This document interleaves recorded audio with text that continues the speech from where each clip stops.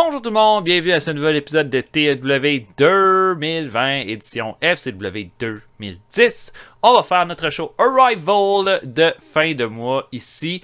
On vient tout juste de perdre notre ancien champion Justin Angel qui était appelé à la WWE. On va perdre dans 3 jours Duke Rotundo, dans 2 jours Bo Rotundo. Kidden Croft et Beretta dans 3 jours, donc on va perdre 2 tag teams, puis 2 quand même de nos lutteurs les meilleurs. On va perdre pas mal de nos meilleurs lutteurs de notre roster, mais on a eu quelques signatures qui vont vraiment servir à, je pense, développer les talents qu'on a, en même temps avoir certains lutteurs d'expérience qui vont pouvoir aider. Donc, on a fait 2 shows lors du dernier épisode. Notre premier a fait un résultat de 48. Gorilla et Paul London ont battu Richie Steamboat et Bryan Danielson dans le main event. A.J. Lee a battu Tamina et Johnny Curtis a battu Mike Bennett. On est allé ensuite à notre autre show qui a fait un 42. C'était quand même pas si haut que ça, avec 91 personnes qui sont venues. Kevin Steen et Johnny Curtis ont battu Mason Ryan et Bob Holly. Kevin Steen là, qui est sans ligne pour être le number 1 contender. Kid Cash a battu Bo Rotundo et Serena a battu Raquel Lynn pour le titre FCW féminin. On a aussi les débuts de notre nouvelle figure d'autorité en Percy Watson qui va remplacer Dusty Rhodes. Donc on se dirige vers le pay-per-view avec... Bon, la grosse affaire c'est que Darren Young, que j'étais certain qu'il n'allait pas être appelé, mais I guess que ça m'est complètement sorti de la tête, est rappelé à la FCW, à la WWE. Donc là c'est comme si ma rivalité avec Paul London avec Gorilla n'a pas de fin, mais on va voir si je peux signer un lutteur local d'expérience avec de la popularité pour le remplacer ou quelque chose d'autre, mais on va voir rendu là. Mais voilà, donc on va avancer jusqu'à FCW Arrival et puis on va commencer ça ensuite. À tantôt tout le monde. Ok, donc on n'a pas Axana qui est en congé de maternité et Conrad Tanner qui est suspendu pour usage de stéroïdes. Let's go avec un petit metal. Ok, Brent Albright.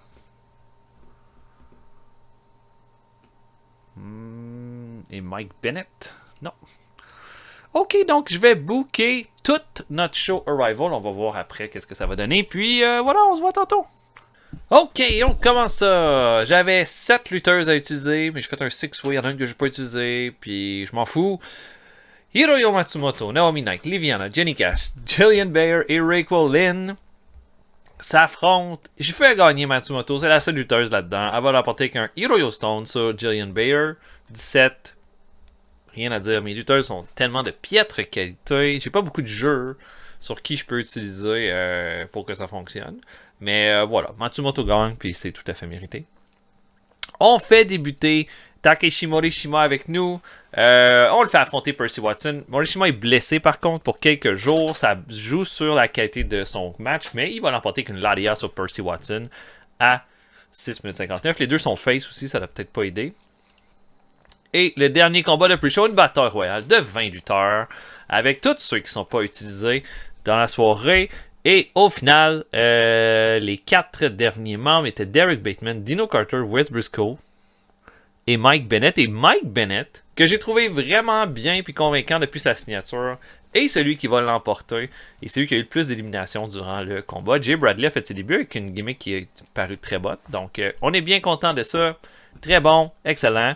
Et ben Bennett, ça veut dire qu'on va essayer de lui trouver un storyline pour le mois prochain. Je trouve qu'il est très solide en ce moment. Des performances dans le 40, on n'a pas beaucoup de lutteurs dans tous ceux qui sont dans cette liste-là qui en ont, donc c'est bien.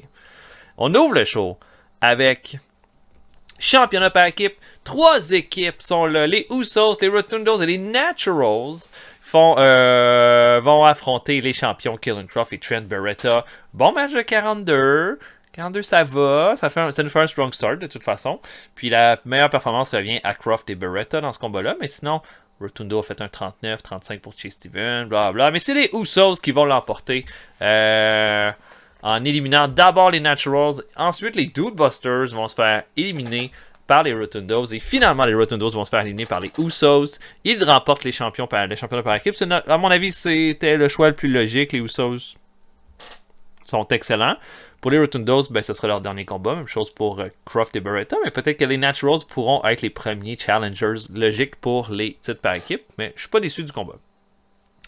On a ensuite Paul London et Gorilla qui sont dans le ring. Et là, on parle, ils se moquent en disant que Darren Young s'est sauvé de la FCW. Est-ce que ça veut dire qu'ils vont pas lutter ce soir? Et puis là, une drôle de musique va se faire entendre. Et on va voir 2 lutteurs apparaître habillés comme en guerrier africain, dont un qui est Kamala, qui enlève son masque rapidement. On sait pas qui est l'autre. Et puis là, on semble comprendre qu'on va avoir un tag team match.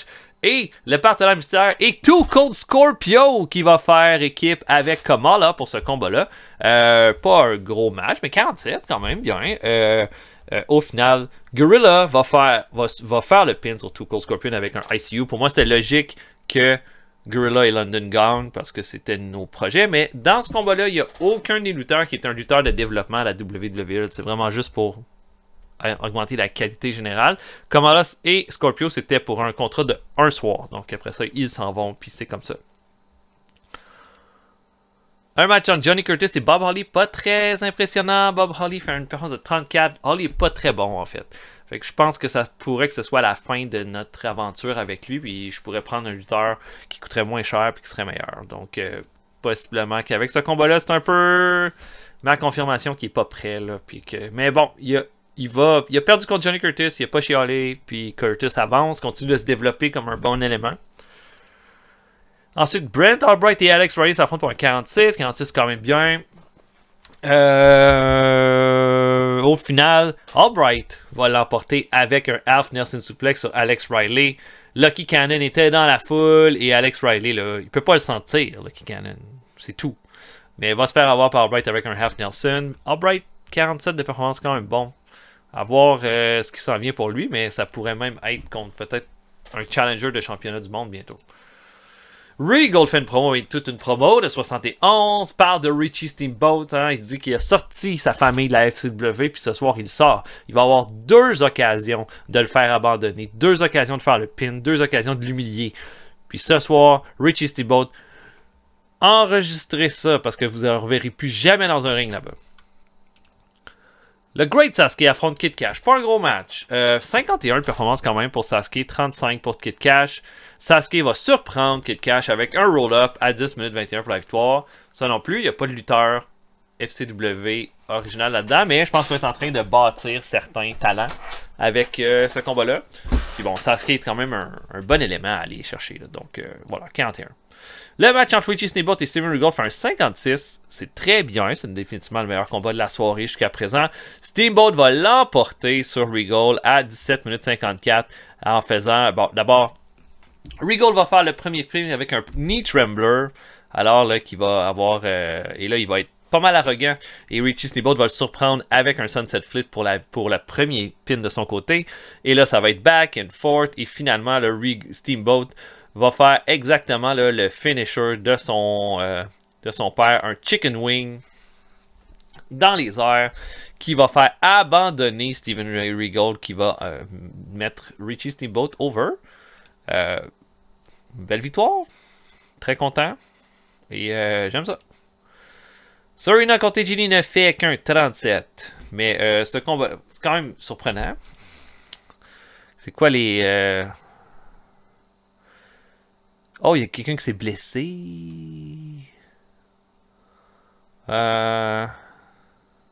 Oh, quelqu'un s'est blessé, c'est pour ça que ça s'est terminé. Chronic Shoulder Pain pour AJ Lee.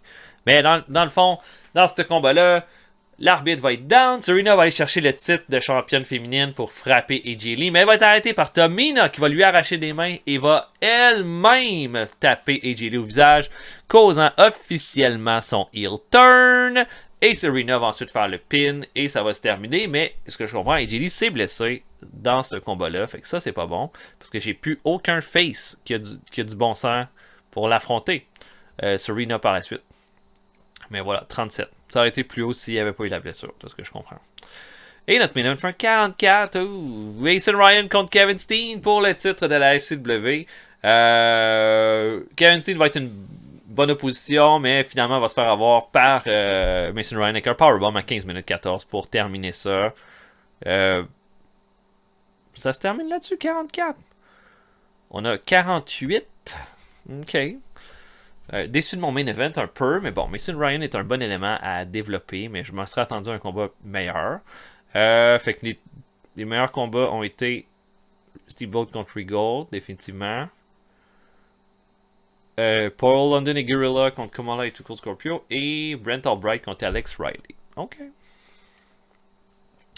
Bon, on va dire Richie Steamboat, grosse performance. Bon, c'est Guerrilla qui a fait le pin. London a été meilleur. Bon, pas London. C'est un bon exemple. Puis, Brent Albright. Bonne performance. Richie Steamboat très content. London est content. Albright est content. Ou Jake Evans. Jack Evans. Pourrait être intéressante. Je sais pas. En tout cas, Bob Holly, c'est fini. Conrad Taylor qui revient avec nous autres. 6000 $. Pardon. Je perds de la voix. Bo Rotundo est officiellement plus avec nous. AJ Lee est blessé. On va voir à quel point c'est sérieux. Pour 54 jours, elle va être blessée. Bon. Bon. OK. On serait à 100 000 $ dans le trou. On a eu un petit peu plus de ticket sale, plus de sponsors. OK. Bon. Ben, c'est ça qui est ça. Bon, pour Bob Holly, là. Il resterait 4 mois. J'en veux pas. Désolé. Maintenant, on a quand même pas mal de lutteurs. À voir comment ceux-là se développent en ce moment. Comme, OK, Biggie est pas important. Les gars qu'on va signer ont au moins un peu de, je dirais, de talent.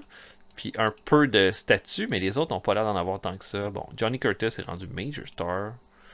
Kevin Steen est a star. Great Sasuke est une star. Ouais, là, ça va me prendre une lutteuse, là. Parce qu'en plus, Hiroyo Matsumoto est heel. Ça m'aurait pris peut-être une lutteuse face de plus de talent, parce que là, j'ai juste AJ Lee, logiquement, là. Ouais. On peut regarder pour ça. To hire. On peut dire, mettons, j'ai pas besoin qu'elle soit si bonne que ça. Une femme lutteuse. Oh, il y en a, hein? Oh, Sarah Del Rey. Elle serait tellement bonne. Mais je sais pas. Attends un peu. On va regarder ça un peu. On va dans les AR. Becky Bayless. Non. Non, pas elle. Pas elle. Becky James. J'en veux que je connais, là. Betsy Root. Non, merci. Blue Nikita. Brittany Knight. Oh! Oh! Pourrait être une bonne signature. Avoir Soraya Page. OK. Ouais. Hikaru Shida. Oh, mon dieu. Ce serait tellement nice d'avoir Hikaru Shida, en fait.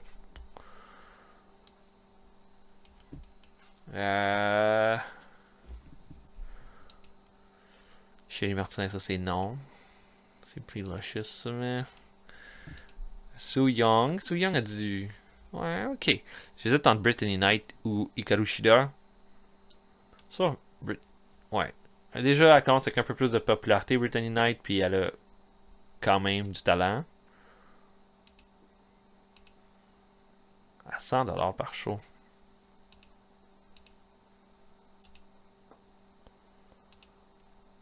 Hop.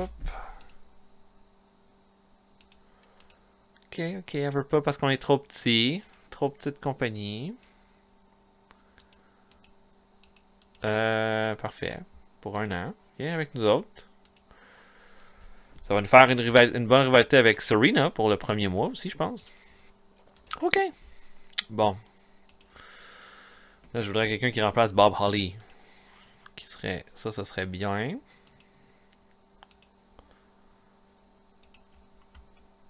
Je pense... C'est pas tant obligé d'être un big name. Mais, alors, tu vois, je vois Bobby Fish.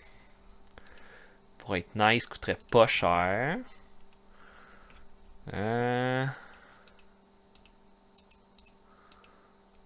Brandon Cutler. Les stats sont bonnes. Il n'y a aucune popularité, mais les stats sont bonnes. Il y a beaucoup de potentiel de stats, je dirais, là-dedans. Mettons, j'irai dans les hauts. Ouais, les Jacksons, on oublie ça, là. Ils vont... Ouais, non. Je veux pas. Désolé. Nick Gage.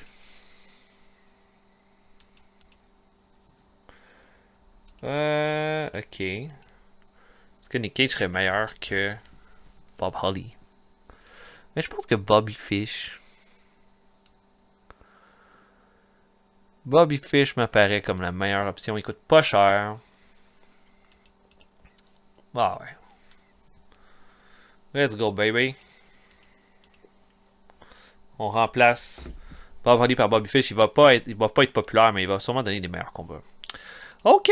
Donc, voilà. J'espère que vous avez apprécié. On va se voir pour un prochain épisode bientôt. C'était notre show. Je n'ai même pas vu. Est-ce que c'était meilleur que le dernier? Le dernier était meilleur que celui qu'on vient de faire. Ouais, celui avant était meilleur que celui qu'on a fait. En même temps, on avait plus de talent. Haha. On a réussi à faire, je pense, bien s'en sortir avec beaucoup de talent qui n'était pas là. Donc, je suis bien content. Voilà, ben on va se voir pour un prochain épisode bientôt. Salut tout le monde. À la prochaine.